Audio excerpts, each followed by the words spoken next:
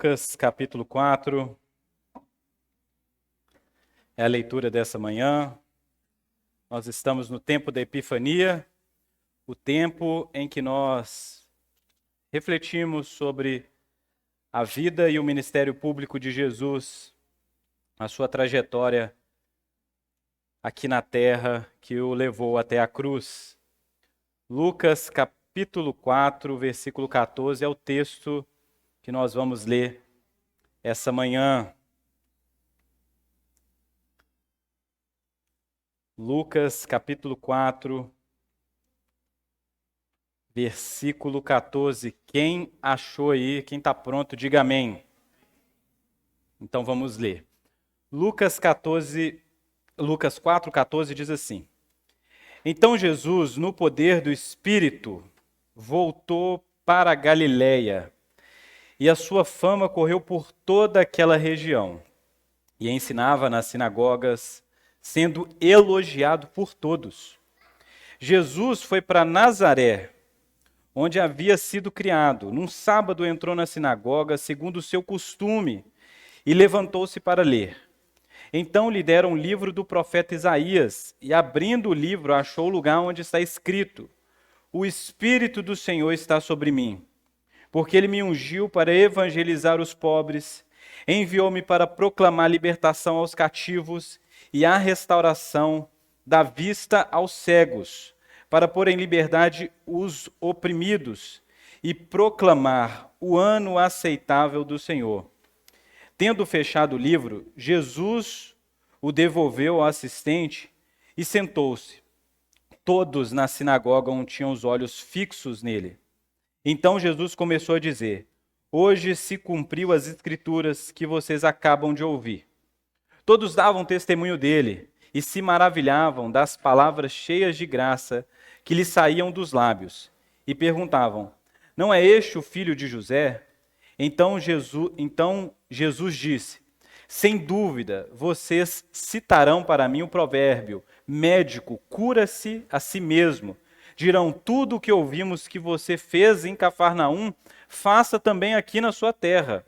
E Jesus prosseguiu: De fato, afirmo a vocês que nenhum profeta é bem recebido na sua própria terra. Na verdade, lhes digo que havia muitas viúvas em Israel no tempo de Elias, quando os céus se fechou por 3 anos e 6 meses, reinando grande fome em toda a terra. E Elias não foi enviado a nenhuma delas, a não ser uma viúva de Sarapta, de Sidom. Havia também muitos leprosos em Israel nos dias do profeta Eliseu, e nenhum deles foi purificado a não ser Naamã, o sírio. Todos na sinagoga, ouvindo estas coisas, se encheram de ira e, levantando-se, expulsaram Jesus da cidade e o levaram até o alto monte sobre o qual a cidade estava edificada, para que de lá pudessem atirá-lo abaixo. Jesus, porém, passando pelo meio deles, foi embora. Amém. Vamos orar mais uma vez? Senhor Deus, essa é a sua palavra, escritura, texto sagrado, que muito pode nos ensinar nessa manhã, trazer edificação, correção, nos capacitar a boa obra. Que o Senhor assim o faça, ó Pai. Que o Senhor possa me usar nessa manhã para pregar o Teu Evangelho e que nós, com um coração humilde, possamos receber as palavras do Senhor, em nome de Jesus. Amém. Nessa passagem, nós vemos coisas interessantíssimas. O ministério público de Jesus, Lucas deixa aqui essa passagem, se inicia com a pregação, com o ensino. A gente já pensou aqui sobre o batismo de Jesus, nós já falamos aqui sobre a apresentação de Jesus, de como o testemunho do alto vem sobre a vida de Jesus, ele é aquele que é cheio do Espírito Santo. O Espírito Santo é esse que o capacita.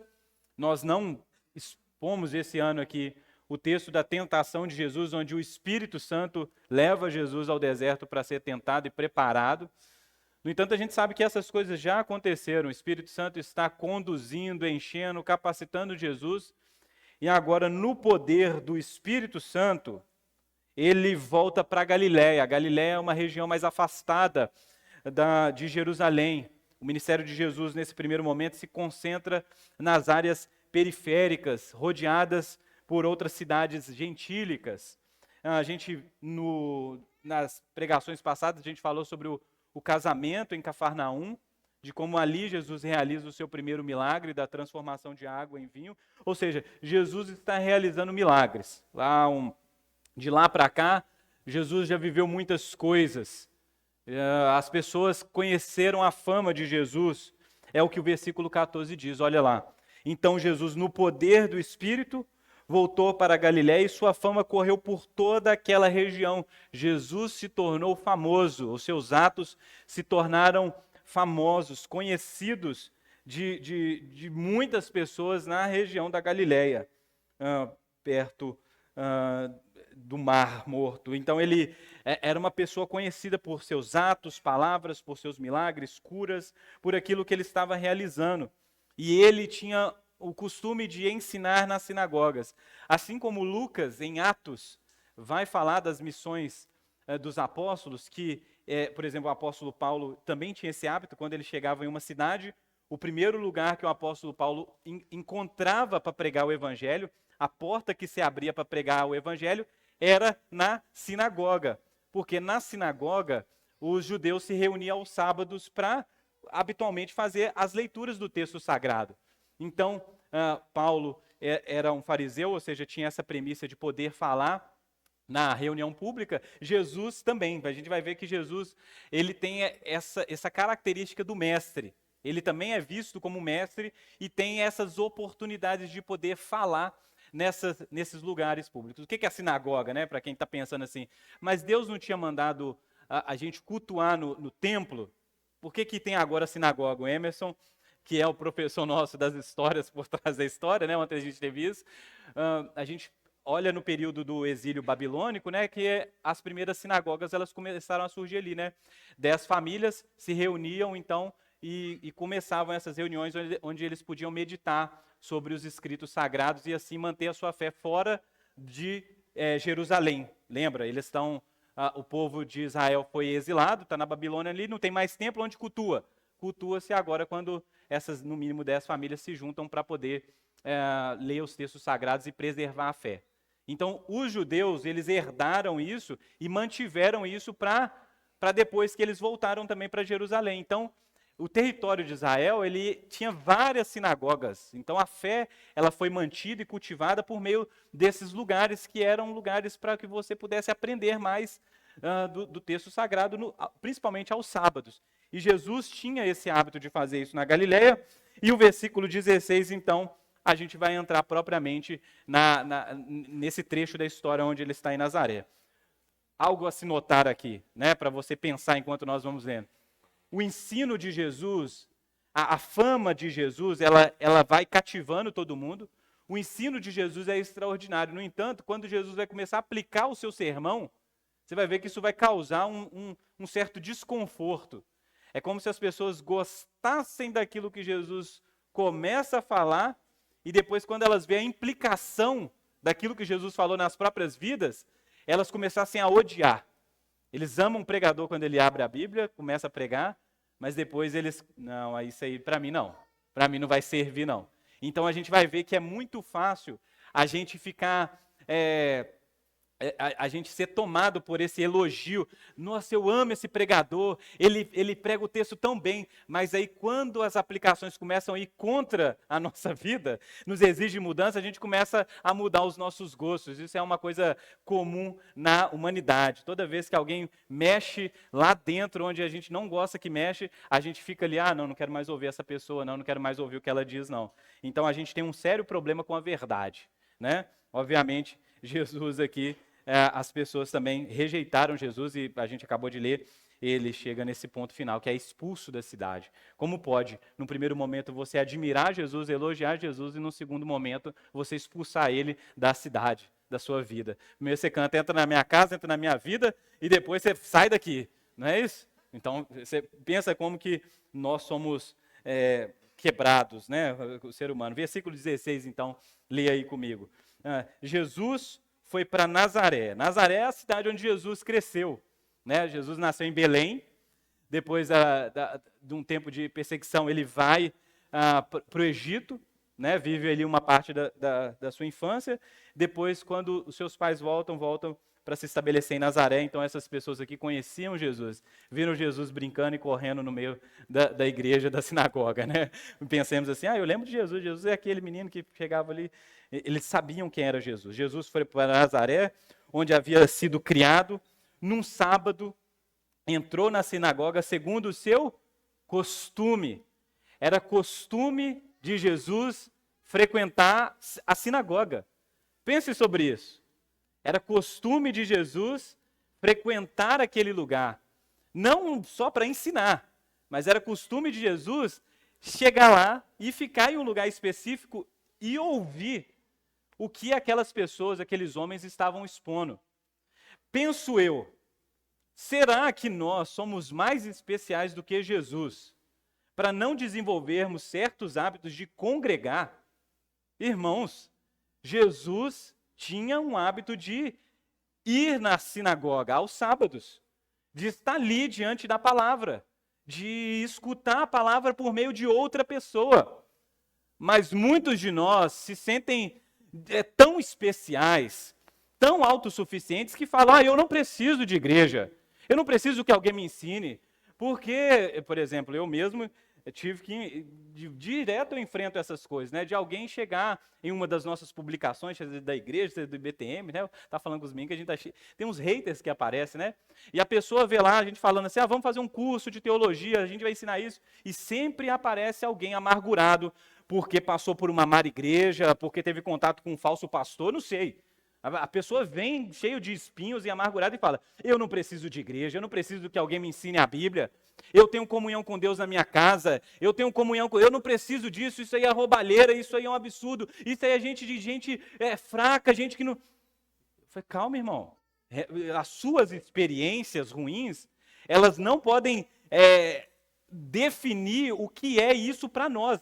Há milhares de anos, os seres humanos se juntam para cultuar, para escutar a palavra e se edificar uns aos outros, através desse texto sagrado. O próprio Jesus tinha o hábito de ir às sinagogas. Isso é muito importante, porque a gente esquece que Jesus era judeu, entendeu? E como um bom judeu, permanecia na vida de Jesus certos hábitos, certas tradições, comemorações, datas, canções, orações, textos sagrados. Isso fazia parte da vida de Jesus. E em nenhum momento nós podemos compreender que o Evangelho é uma carta branca para que a gente viva de qualquer jeito, como se essas coisas já não valessem mais. Né? Eu tenho Jesus no meu coração. Tudo bem, irmão, eu creio nisso também. Mas existe algo em Jesus na vida do seu irmão que que você precisa receber. Como disse o Bonhoeffer, né? Há algo de Cristo que em nós que nós devemos compartilhar com os nossos irmãos. E quando Cristo aparece na vida do nosso irmão, fala através da vida do nosso irmão, nós recebemos mais de Cristo. Tinha Cristo aqui, mas existe um Cristo aí que eu também preciso encontrar. É o Cristo que está em nós, por meio da sua palavra e por meio do seu Espírito também. Então Jesus, segundo o seu costume, ia na sinagoga e ele levantou-se para ler. Lendo, então, o rolo do profeta Isaías, né? Então lidera o livro do profeta Isaías. Perceba bem que nessa assembleia, nessa congregação, nesse culto, não era o pastor que escolhia qual seria o texto que ele iria pregar. Então imagine você chegando num culto e eu te entregando, tá aqui, leia essa porção para a gente e explane sobre isso. Imagina, muitos de nós iam ficar, não, mas eu não tive tempo de preparar. Mas é isso mesmo, é porque você preparou ao longo da sua semana. A sua vida não era baseada no sábado, como a sua vida não deve ser baseada no domingo.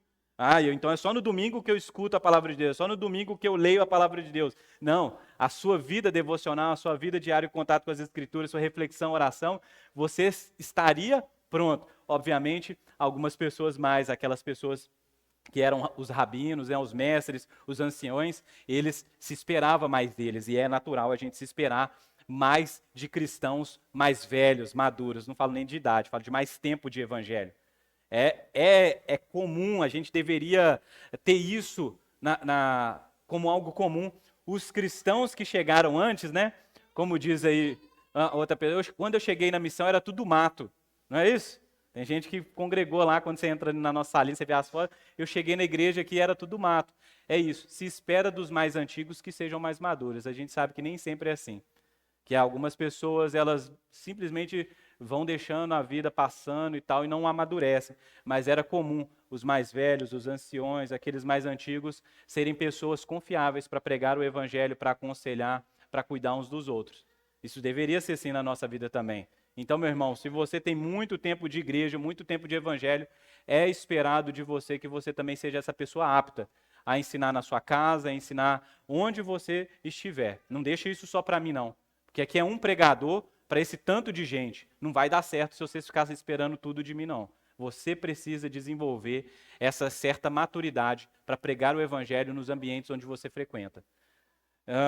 Ele levantou para ler, versículo 17. Então lhe deram o livro do profeta Isaías, e abrindo o livro, achou o lugar onde está escrito. Interessante que naquela época os rolos não tinham versículos. Você aprende isso lá no nosso curso de teologia. Não tinha versículo. Então imagina só, o rolo do profeta Isaías, que é o maior ali, né? Gigantesco. Como é que o cara vai encontrar lá e vai... Imagina o que é isso, né? E ele lê: o Espírito do Senhor está sobre mim. Perceba essas 4 afirmações de Jesus que nós vamos ver aí.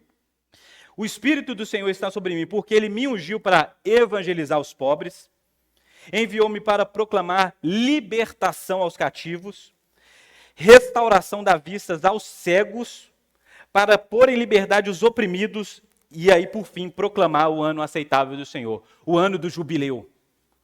Era-se esperado no antigo Israel que a cada 50 anos o ano do jubileu fosse proclamado.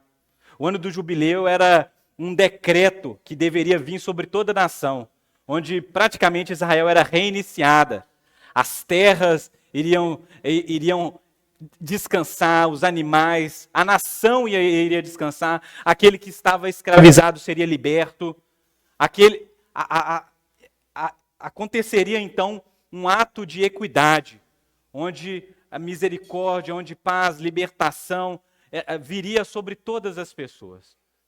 Hoje não é o meu objetivo falar exatamente sobre isso, mas era algo que estava ali na mente de todo judeu, de que o ano aceitável de Deus, esse ano do jubileu, ele aconteceria não só em 50 anos, mas viria um ano do jubileu definitivo, se assim a gente pudesse pensar, com a chegada do Messias. Com a chegada do Messias, o reino de Israel seria restaurado. Paz em Israel seria uma data permanente. Seria um tempo permanente de justiça, de misericórdia, onde o oprimido, o marginalizado, aquele que estava escravo, aquele que estava doente, seria assistido. E ele não viveria mais como alguém que tem algum tipo de problema. Não serve para esse mundo. O Messias chegaria, Israel experimentaria paz, alegria de novo, força, vitalidade, eles teriam Deus com eles. Eles viveriam os milagres, ou o milagre de ter Deus na nação, Deus andando com eles. A gente vê aqui Jesus falando, e ele diz, fechando o livro, né, no versículo 20, tendo fechado o livro, Jesus o devolveu ao assistente e sentou-se, né? E todos na sinagoga tinham os olhos fixos nele, então Jesus começou a dizer: hoje se cumpriu a escritura que vocês acabam de ouvir. Jesus está dizendo para eles: olha só, esse ano aceitável do Senhor chegou, está inaugurado. O ano de paz, de misericórdia, de libertação dos cativos. Tanto que nós vemos isso no ministério público de Jesus, essas sinalizações. Nós vemos pessoas sendo curadas, pessoas sendo restauradas da sua saúde plena, pessoas sendo libertas de demônios, pessoas recebendo o convite para seguir Jesus, e nesse convite para seguir Jesus é como se elas estivessem sendo libertas do Império Romano e de qualquer tipo de império. Agora elas vivem a vida no reino. Então Jesus agora é o cumprimento. E como eu já disse aqui, quando nós vemos um milagre de Jesus, um coxo andando, um cego enxergando, um morto ressuscitando, a nossa mente tem que estar enxergando para além do milagre. Porque Jesus está manifestando o quê? Um antigosto, um aperitivo do que é a eternidade, do que é esse dia do Senhor completo e pleno. É como se Jesus já estivesse inaugurando esse tempo de o ano aceitável do Senhor, mas, no entanto, existe algo que ainda não aconteceu, algo que só vai se revelar no fim, nas últimas coisas. Por isso que a gente tem essa esperança na volta de Jesus. A volta de Jesus para nós não é algo assim, ai que triste, Jesus acabou, eu estava indo tão bem nos meus negócios aqui, eu ia abrir mais uma filial, ou ia ter mais um filho, ou eu ia viajar para Arraial do Cabo, sei lá, eu ia, não sei. A gente acha que quando Jesus voltar, ele vai acabar com a nossa alegria, porque a gente começou a viver alguma coisa boa e Jesus vai lá e vai estragar tudo. Não, o pensamento cristão é que Jesus já começou algo maravilhoso, olha só. Pense sobre isso aqui. Você já desfruta de coisas boas no Senhor hoje? Quando você se assenta para comer na mesa com a sua família, se encontra com seus amigos, quando você vai a um lugar e desfruta da criação de Deus, fala, cara, que coisa extraordinária, seu casamento é bom, suas amizades é bom, tem tanta coisa boa. Quando você experimenta ser curado, você estava doente, você fica restaurado à saúde. Quando você experimenta essas coisas boas, isso é um aperitivo, porque na eternidade nós vamos experimentar alegrias infinitamente maiores do que essas. Por enquanto você recebe isso, que já é muito bom. E já é suficiente para que a gente ande no estado de gratidão, sem murmuração. É ótimo. No entanto, nós esperamos que esse dia do Senhor, ele venha para nós completamente e plenamente, onde os nossos problemas com os pecados serão resolvidos, no novo corpo glorificado, onde nós não enfrentaremos mais doença, governos opressores, você não vai ter mais esse tanto de males que te aflige, o medo do cara vir ali te assaltar, de uma doença te pegar amanhã, de você cair, quebrar alguma coisa. Meu irmão, novos céus e nova terra é uma experiência maravilhosa. No entanto, enquanto nós não experimentamos essa coisa gloriosa, que a gente não consegue nem dizer, nem imaginar, por enquanto, Jesus se apresenta diante de nós. Nós podemos perceber no ensino de Jesus o reino de Deus chegando para nós. A profecia se cumprindo. Olha só, nós estamos diante de uma profecia se cumprindo aqui, diante dos olhos de todos nós. Você é judeu? Alguém aqui na igreja aqui, eu queria que você levantasse sua mão se você é judeu de nascença, de sangue, né? Se você se tornou judeu em algum momento da sua vida. Eu falo assim, você é descendente de Abraão? Tem alguém aqui na igreja que é descendente? Ah, não, meu nome eu tenho na minha família os Oliveiras, quem sabe os nomes, não estou falando disso, estou falando o seguinte, você tem certeza que você veio ali da linhagem ali do povo judeu e tal? Por que você é salvo? Você é salvo, você está cantando a salvação que veio de Deus para você. Nós estamos celebrando a aliança que foi feita com Abraão, Isaac e Jacó. Nós herdamos isso sem participar de uma linhagem natural. Nós herdamos isso pela fé em Cristo Jesus. Isso é o cumprimento de uma profecia. De que a salvação ela chegaria aos gentios. Quem é você? Você é um gentio. Você era um não povo de Deus. Você era uma pessoa que não estava lá na ordem das coisas. A bênção era para Abraão e sua família. Mas você não é da família de Abraão. No entanto, agora a bênção também é para você. A bênção da salvação, da comunhão com Deus, de ser feito família de Deus, de participar da aliança com Deus, de não precisar mais andar com medo de Deus, porque agora Deus é Pai. Nós podemos dizer, Deus é o nosso Pai. Nós podemos orar o Pai Nosso. Imagine você na cabeça de um judeu dessa época, escutando Jesus ensinando a orar. Alguém ia ensinar o gentio a orar e agora você vai orar assim, ó, Pai Nosso. A pessoa ia chegar e falar, não, Pai meu, você não, você é gentio, você é não povo de Deus. Mas agora a gente ora Pai Nosso. Por quê? Por causa de Jesus. Então, olhar para a vida de Jesus como esse, que é o cumprimento. E agora Jesus evangeliza os pobres, liberta os cativos, dá vista aos cegos, põe em liberdade os oprimidos. Esse é o ano aceitável. É esse o ministério público de Jesus. E certamente Jesus fez isso em um âmbito natural. Evangelizou pobres, libertou cativos, deu vista aos cegos. Jesus fez isso num âmbito natural. No entanto, Jesus também está dizendo o seguinte: há um aspecto espiritual e talvez maior, que é o cumprimento do ministério dele. De que aqueles pobres judeus, que já não eram ricos mais, nem materialmente, nem espiritualmente, agora podem ser restaurados a sua riqueza espiritual. De que eles que estavam cativos, oprimidos pelo Império Romano e por outros impérios, agora eles não precisam mais viver sobre o jugo de outro Senhor, a não ser Jesus. Eles são colocados em liberdade. Agora é Jesus o Senhor. Agora é Jesus o seu Rei. Agora é Jesus que comanda a vida de vocês. É por isso que o Paulo e Silas, lá em Atos, o Lucas vai dizer que quando eles foram presos, isso não abalou eles. Eles podiam fazer canções e orações, porque por mais que as correntes apertassem os seus pulsos, eles estavam livres. Então nós podemos experimentar dessa liberdade espiritual que é promovida por Jesus no seu evangelho. Você pode dizer assim: Tiago, o meu trabalho, lá onde eu moro, a minha classe social é uma prisão. Você pode dizer isso. No entanto, como um cristão, você pode dizer: eu sou livre. Eu sou livre. Essas coisas não têm poder sobre mim eterno. Isso é algo temporal, tem data de validade. Todo mal contra as nossas vidas tem data de validade. Porque Satanás já foi vencido naquela cruz e essa vitória está se tornando conhecida de todos os povos, tribos e nações.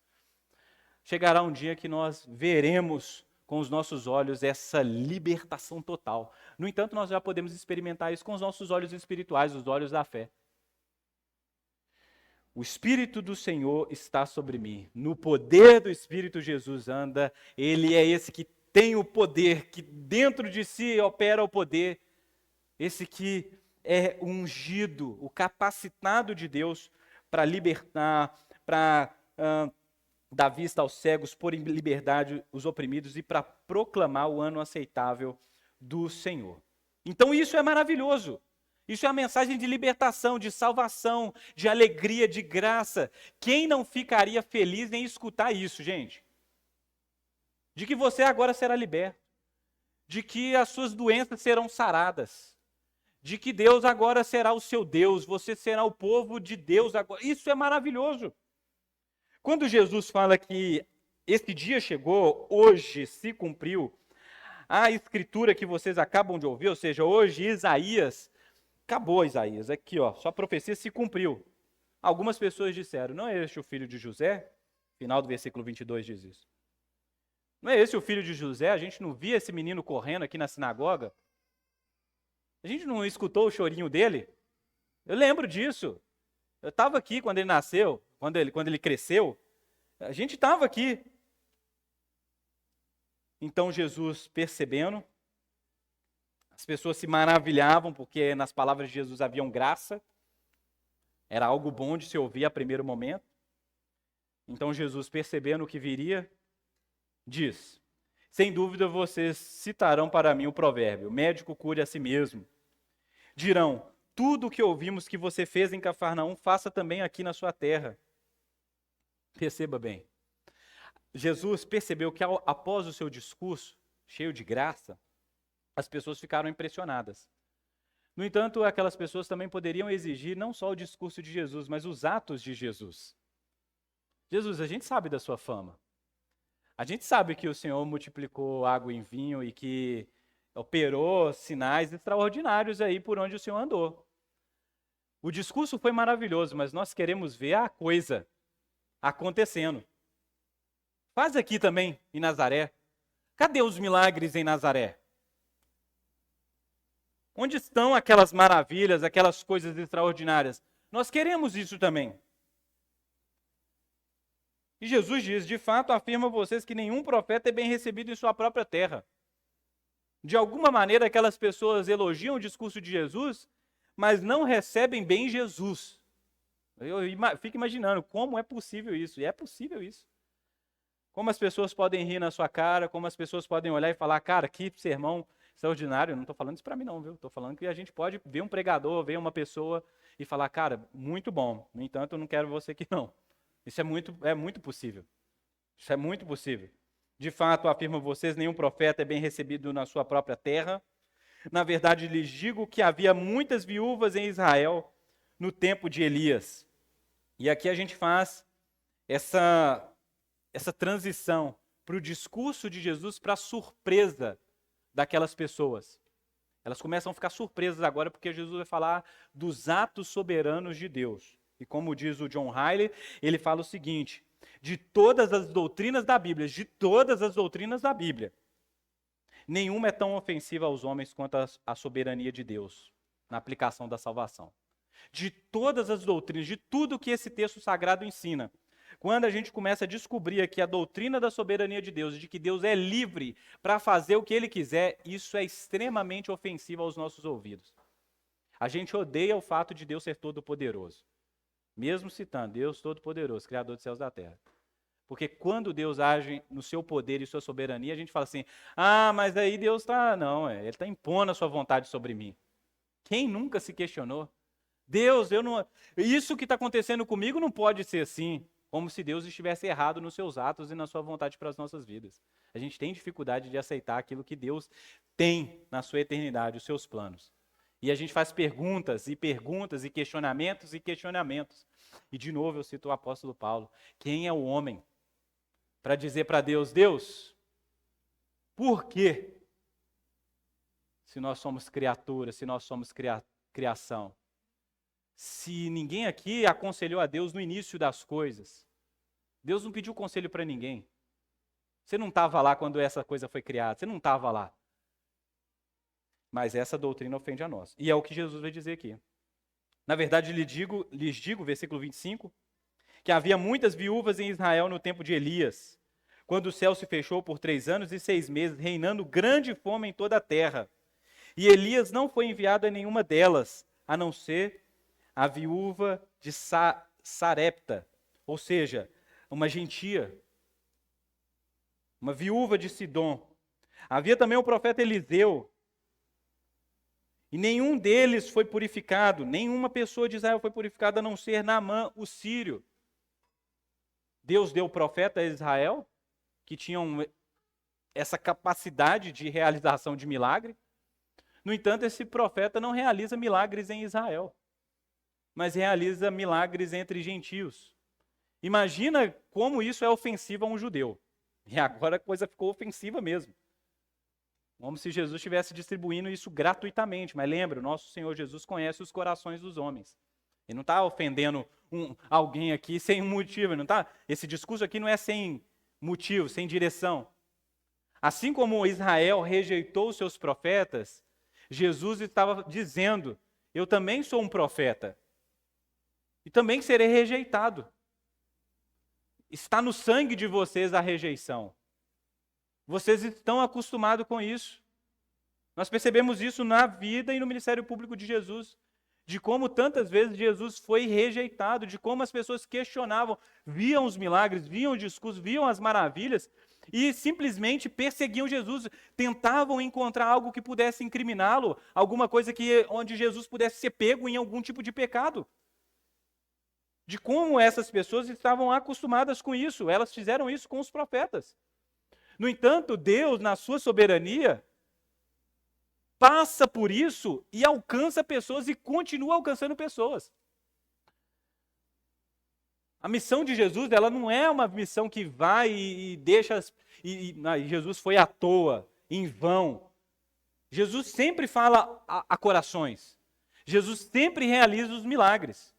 No entanto, alguns corações, algumas pessoas estão tão fechadas que, ao mesmo se admirando com o discurso, não conseguem receber a pessoa e a obra de Cristo.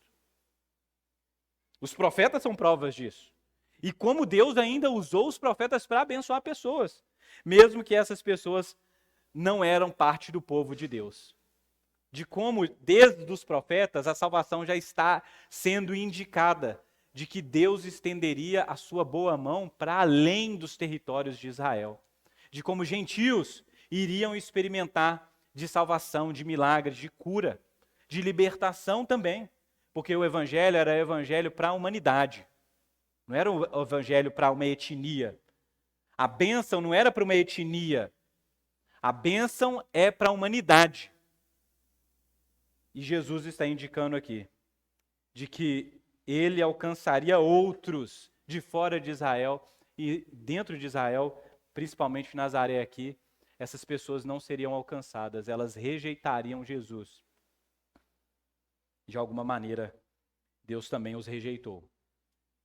Mas em parte, como diz o apóstolo Paulo, mas em parte, até que eles sejam levados a arrependimento.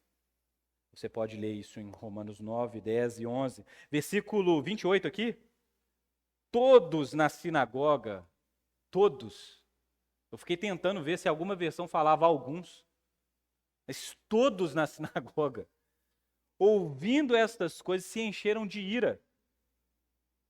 E levantando-se, expulsaram Jesus da cidade e o levaram até o alto do monte sobre o qual a cidade estava edificada, para que lá pudessem atirar-o abaixo. Jesus, porém, passando pelo meio deles, foi embora. Irmãos, escutar o evangelho e se admirar é um bom começo. A gente não pode continuar, não pode parar aí. Vir em um culto público e achar bonita a pregação é bom, é um bom passo. Isso é algo maravilhoso. No entanto, Jesus espera mais do que uma admiração das palavras, uma admiração dos ensinos. É bom a experiência de viver algo assim, onde Jesus fala com a gente. E eu tenho certeza que Jesus hoje falou com muitos de vocês aqui. E vai continuar falando em outras reuniões, em outras igrejas, isso aí pode acontecer. No entanto, Jesus espera algo mais de nós. Que nós recebemos não só algumas palavras de Jesus ou alguns sermões de Jesus, mas que recebamos Jesus por inteiro na nossa vida. Jesus por inteiro na nossa vida. Que ao ser ofendido, muitas vezes com esta doce mensagem, e nós seremos ofendidos, não pensa que é só você aí que se considera mais pecador, não, viu? Diariamente eu faço esse exercício de ler a Bíblia contra mim. Faça isso também. Leia a Bíblia contra você. Deus, mostra o que há de errado em mim. Mostra o pecado escondido, alojado no meu coração. Me leva ao arrependimento, à confissão. Revela esse pecado diante de mim para que eu possa me arrepender, para que eu possa buscar mudança. Porque se eu continuar lendo a Bíblia e só encontrando coisa boa e que me alegra e que me faz assim, é isso, eu sou uma pessoa boa e perfeita e justa e maravilhosa, com certeza eu ainda não experimentei o todo. Me leva àqueles lugares onde eu sou levado a pensar, ai de mim, e num outro instante eu sou levado a pensar na graça do Senhor me encontrando quando eu não era nada. Então essas duas partes do Evangelho, essas mensagens que vêm contra nós e a favor de nós, precisam estar fazendo parte da sua dieta. Não só as caixas de promessas. A gente fala sobre isso, né? Nos anos 90 isso era mais comum, viu? Eu nasci nos anos 90, então lá nos meados de 2000, isso vendia que era um absurdo. Você queria ganhar dinheiro na época lá, era vender as caixinhas de promessa, na bolsinha, não sei se você lembra, né? Aí você arrancava, só tinha coisa boa. Só tinha coisa boa, não tinha assim, se arrepende, né? Confessa seu pecado, dá a outra face. Isso aí não tinha, não. Então a gente precisa ver no discurso de Jesus essa mensagem que vai sim nos fascinar, vai cativar o nosso coração, vai nos levar às promessas de libertação, de cura, de salvação, do dia do Senhor. Mas não esqueça que o dia do Senhor ele também traz um outro aspecto que não está sendo citado aqui explicitamente, que o dia do Senhor é um dia de juízo e de misericórdia. Juízo para aquelas pessoas que não creem em Jesus, que não se arrependeram, que não fizeram uma aliança com Jesus. Mas misericórdia para aquelas pessoas que se prostraram humildemente e disseram: Jesus, você é o meu Senhor, Salvador, o meu Deus, o meu Messias, o meu sacrifício, o pão que me alimenta, a água que mata a minha sede, a minha rocha onde a minha vida está estabelecida. Para essas pessoas, alegria é o ano aceitável do Senhor, é o ano de celebração, é o tempo de festividade. No entanto, se Jesus não é isso para você, então, meu irmão, há uma esperança.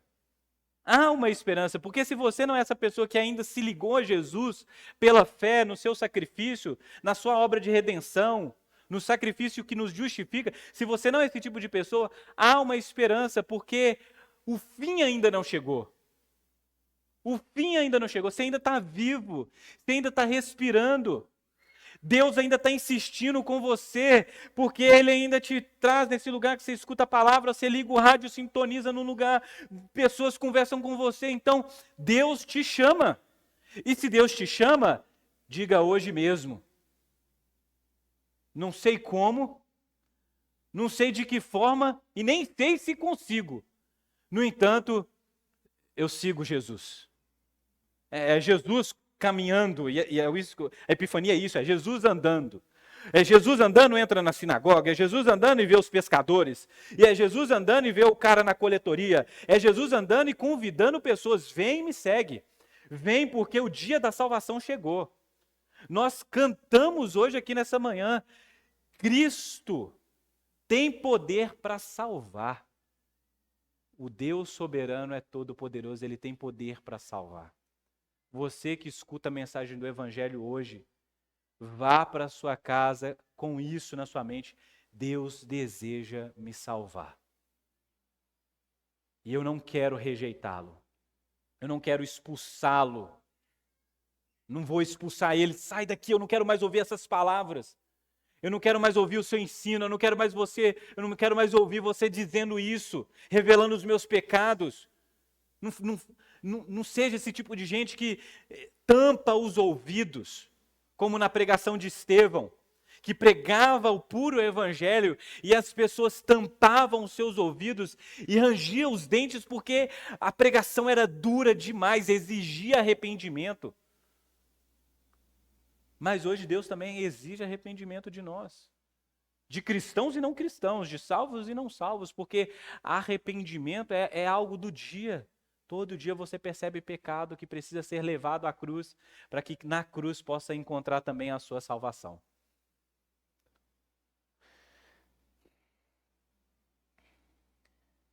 É o Jesus que carrega esse poderoso ensino. A gente acha que Jesus é o Jesus só de boas palavras, doces palavras, mas é o Jesus que, ao ensinar, nos confronta, mas que nos leva também a um lugar onde Ele pode nos salvar. Eles tentaram matar Jesus, tentaram jogar Jesus de um precipício. No entanto, Jesus milagrosamente passa no meio deles. E ninguém ousou a fazer isso, porque não era chegado o tempo de Jesus. Jesus, sim, ele irá à cruz. E tem que ser na cruz. Não é um penhasco. Não é a cabeça cortada como de João Batista. É a cruz. A morte de Jesus não era um penhasco. Sim, os homens irão matar Jesus. Mas não será dessa forma. Não será obra dos homens. Mas como diz no discurso de Pedro, o próprio Deus e Pai levará o seu filho àquela cruz, o conduzirá àquela cruz. É um paradoxo do Evangelho. É que Jesus voluntariamente se entrega. Não somos nós que com a nossa força, mas Jesus chegará ao momento certo da cruz. No entanto, há muito para aprender. Nós ainda precisamos observar Jesus ensinando, curando, andando pela Galileia, pela Judéia.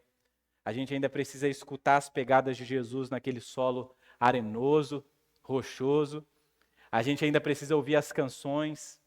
Esse é o tempo da Epifania, o tempo da gente meditar sobre a vida e ministério público de Jesus, enquanto nós nos preparamos para a cruz.